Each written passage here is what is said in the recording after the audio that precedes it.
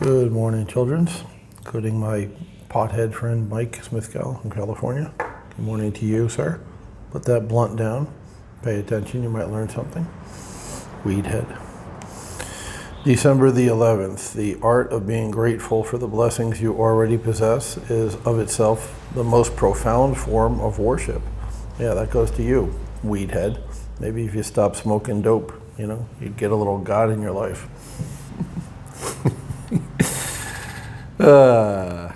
Hashtag good times. The art of being grateful for the blessings you already possess is of itself the most profound form of worship, an incomparable gem of prayer. Okay. Make it a practice to pause for a few moments every day, perhaps just before you go to bed at night, to give thanks. When you pray, do not ask for more blessings. Instead, ask for wisdom and understanding to make better use of the blessings you currently possess. And ask for greater understanding so that you may occupy more space in the hearts of your fellow man by rendering more and better service to them tomorrow than you rendered today. Well, there you go. So for those of you who don't know what I'm talking about with Mike, he's the guy who has edited a few of my Great White Buddha videos early on. He's really good at editing. He's just got a knack for it. And he put, whatever the cards in the beginning are called, like slide cards or whatever. I don't even know what the shit's called. And music, he put like this cool music. He made a graphic of like a plane flying from Florida to Thailand. I think it was a trip to the market. I did a 4 or 5 shot video clip thing, and he put it all together without having that stupid Power Director. I'm cheap, so I got a free program called Power Director that combines clips. So the other day when I did my 41-minute rant on on legal immigration, I didn't sneak across the border like the 29-year-old whore who infected 400 people in Chiang Mai. I came in legally and got all the paperwork and all that crap. I did get my 1-year thing, by the way. That was kind of the whole point of what we were doing when Miss Parn came up and I was running around and waiting in the bank for 40 minutes. That was so that I switched from the 90-day one, which I had been on, the non-immigrant O. I called it a non-O for some reason in that video a couple times. It's a non-immigrant O visa. So that was what I had prior to the other day when Parn came up, and now I've got the 1 year. It's called the OA, non-immigrant OA visa. And once again, I will try to learn more. I'll dig more. Hell, I might even get Parn to do, because she speaks English. That's another part of why I hired her, is she's an English speaker as well as Thai. So she's fluent in both worlds. She can talk to the customer in English and make them understand, what they need and what's happening. And then she goes to immigration and blah, blah, blah, blah, in Thai. So she's worth every baht. And I was going to say every penny, but it's baht here. So anyway, that's it. I'm on the 1 year now. I'm on what I call the fat and 50 visa. You have to be over 50 years old. You don't have to be fat, but I am. So I don't have to mess with immigration again until January of 2022, which is nice. I like that. So yeah, it cost me a lot of money. It was a pain in the ass, but it's good to breathe. And once again, the only requirements I have to do, the only maintenance that visa requires is going to the Mae Hong Son, which is this province, Pai, immigration office, which is very close, quick drive, 5 minutes, not even, and just get a stamp or something every 90 days, just like, I'm here, nothing's changed, I haven't gone across the country. Anyway, Mike edited a lot of my videos early on, and it's a huge help, and you can tell the difference between the Great White Buddha videos that I make on my phone in the morning and the ones that he did in his little home studio in San Diego. So Mike did a video this morning, not for his channel, which I talk about a lot, the Yummy Land. Him and his wife have a channel about food, but he just did a video just on Facebook. And they went to the doctor the other day, and because he's got long hair and a little goatee, and apparently it's a requirement if you're in California that you gotta, be a little wacky. So something he didn't have in Florida, he has in California, is earrings. He has got 2 little black earrings in, which he showed in the video. I hadn't noticed. I mean, I was working with him on guitar a little bit, a couple times, and I didn't even see the stuff in his ears, but whatever, I mean, he's not a hippie, he's not a stoner, but the oncologist, the doctor, thought he was, and was asking him about weed, like, let's talk about weed or as a treatment or whatever, and just because he's got the long hair and the beard and the earrings and stuff. He looks like a stoner, he looks like a hippie. He lives in California where weed is free. Weed is legal, not free, certainly not free. It's expensive. The legal weed, from what I understand, and I'm not a weed smoker. I think I told you all before I stopped when I was in the Navy. I had smoked it in high school. A lot of it, and then I went into the Navy in '84, and they gave random P-test. They would say, if your Social Security number ends in 4, go down to medical and pee in a cup, and random P-test. So I didn't want to get kicked out, so I stopped smoking. And then when I got out in '87, it was I don't know, I never picked it back up again. I've never been a drinker to the point where I get blitzed. I don't get falling down drunk or stupid drunk or blackout drunk. And I never picked up weed again after I got out of the Navy in '87. I don't know, I didn't need it. Not against it, don't hate it, just didn't pick it up again. That was kind of like a thing I did when I was a kid, you know what I mean? And then when I grew up, I didn't smoke it anymore. Now, playing music, right? I wouldn't call myself a musician. I'm a business guy. I'm an entrepreneur who plays guitar because I enjoy it. I'm not a musician, but I hung with a lot of musicians, and they were fucking, blotto out of their mind, stoners. One guy who will remain nameless, Jim Brown from Jacksonville, was playing at a buddy's. There was a guy who was working on houses with me. He was like a handyman dude, painter, carpenter guy, and it was his birthday, and we were gonna play live music. He wanted to hear Freebird. Who doesn't want to hear Freebird, right? Play Freebird. He wanted to, it was his favorite song, Freebird. So we were going to jam and just play a few songs, including Freebird.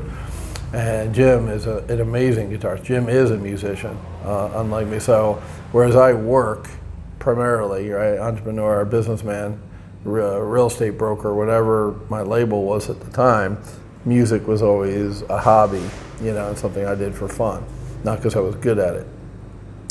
And for Jim, it's the opposite. He's a musician who got work here or there. Like right now, he's working in a music store, stringing up instruments and shit. But he's an amazing fucking musician. He can play any style of music, classical, country, blues, of like amazing classic rock. He knows a catalog of songs because he's in his 60s and he's been playing out in bars since he was in his 20s. So amazing guitar player. And musician, like I said, and we go to this gig. It's a guy's backyard. It's not a gig, It's a friend of mine, a guy who was working with me on houses. And Jim brings his guitar, and I bring my guitar, and we put them down on the kitchen floor, right, just underneath the table, get them out of the way. And the worker guy, was a stoner. Imagine that, right? So him and a couple of his friends and Jim, hey man, let's go light up in the garage. Let's go smoke some doobies in the garage, right? So Jim goes and smokes one joint. Just part of one joint. They were passing around a joint, right? Like the stoners do, which is kind of gross, Dude was sucking on a cigarette or, and I did that. Maybe that's one reason I don't do it. I think that's fucking gross. But anyway, they were all dubing it up in the garage. And so 5 minutes later, he comes out into the backyard where I'm hanging out. I was married at the time to Lauren. I was in the middle of my 10-year marriage. And I was hanging with my wife in the backyard, sitting on the little lawn chairs like you do at backyard birthday parties, or eating or whatever the hell we were doing, probably eating, knowing me, right? And he comes out and he goes, "Dude, I'm screwed." I'm like, "What's wrong, Jim?" "I forgot my guitar." You gotta love stoners, man. They're so fucking awesome. If nothing else, they're here on this planet for entertainment value. "I'm screwed, I forgot my guitar." "No, you didn't, dumbass. You came in with me and we put both our guitars in the kitchen." So after I had a good laugh, after I thoroughly amused myself at his whatever, at his expense, I grabbed him by the hand like a little kid and took him into the kitchen. I said, there's your guitar, Jim. It's right there where you left it, 10 minutes ago." "Oh, okay." And then we didn't have a singer. There was a kid, a friend of his, whose son played guitar. And he was one of these whiz kids that he just wants to play everything super fast. No feel, no tone, no spacing. Music, like art, and I'm not an artist by any means either. I've never even put a brush to paper, but what I know about art is a big part of what makes a masterpiece or something really pleasing to the eye is what they call negative space or white space, right? So it's not just what you color in, it's what you leave uncolored or what you shadow or shade, whatever. There's textures to it, like good food, right? Young guitarists tend to, and this guy was one of these guys, play as many notes as they can, as fast as they can, especially when they're starting out. They think that means they're good. So there's something called scales in music, right? Do, re, mi, fa, sol, la, ti, do, right? And I can't sing, right? But it's a major scale, right? Do, a deer, a female deer, re, a drop of golden sun from the Sun of Music. That's a scale. So you play that on guitar, do, re, mi, fa, sol, la, ti, do, and that's the octave, right? That's one octave above the note you started with, and that's a scale, a major scale for whatever note you start with, the one, right, the root. And so that's part of learning guitar, especially lead guitar, is playing these scales over and over and over until you get the patterns down. And there's minor scales, pentatonic scales, blues scales. You flat the third. You mess with the scales. And Dorian mode, where you're playing like the second note in the scale, for that key, and you're playing that scale up there, and it complements the music and creates tension. There's all kinds of shit going on there. But for a young guy like this dude was, 16, 17, I don't know whether he was joining them in the garage smoking weed or not. It doesn't really matter, but because the point was he was young, and young guitarists all want to play those scales. And the thing about a scale is it's the basis of the music, but it's not the music.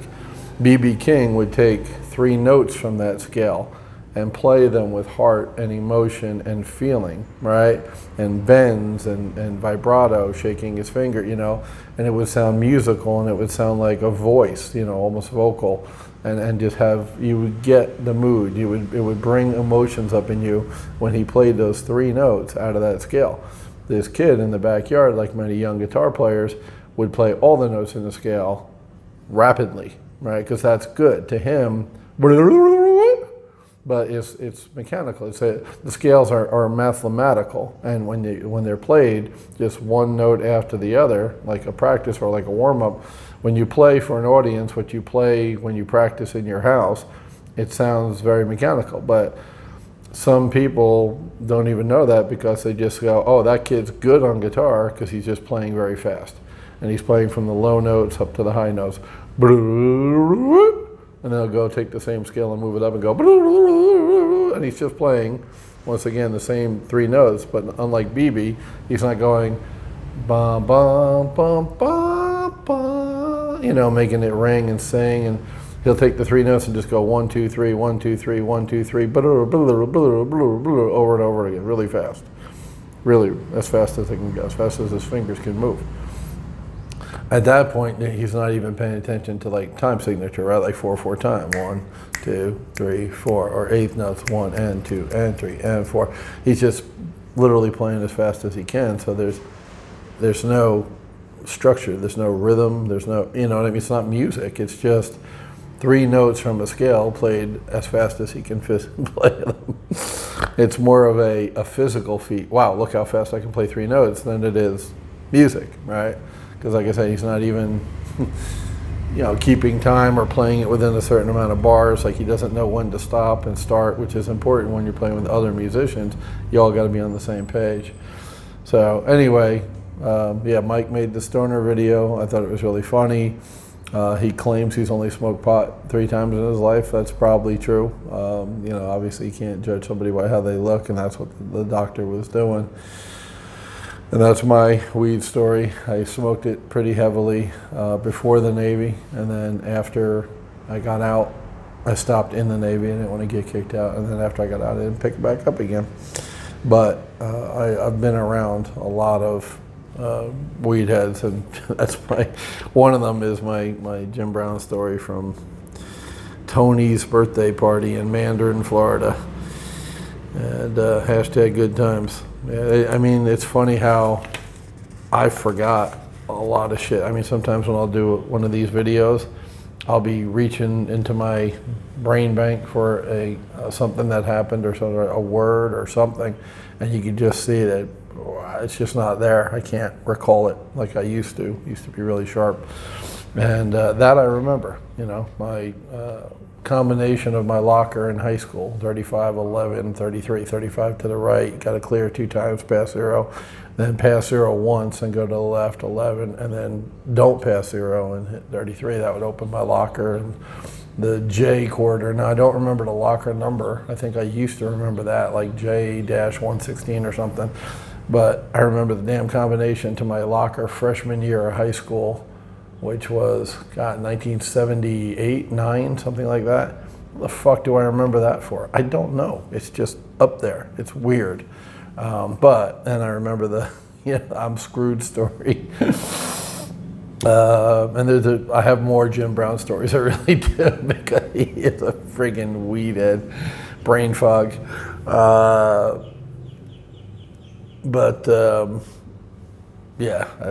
That's Mike is always good for entertainment. He was a stand-up comedian for a while, and I never saw his show, and I regret that because he's a funny guy. He's a really funny guy, and we met at a call center and working for America Online, which was a really weird gig.